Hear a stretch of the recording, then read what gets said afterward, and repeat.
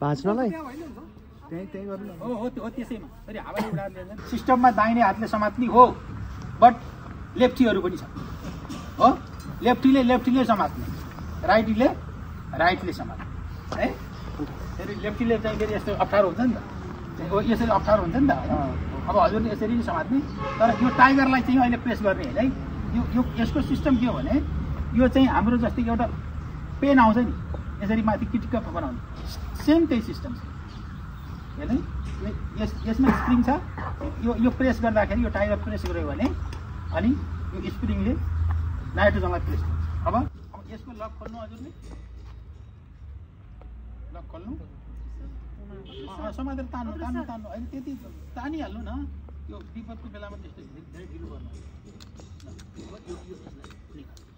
अब सेम भयो है।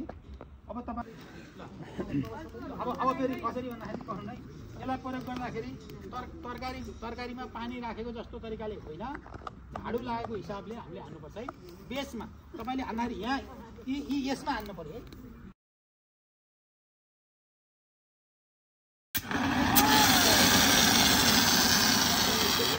बेसमा तपाईँको माथि भइरहेको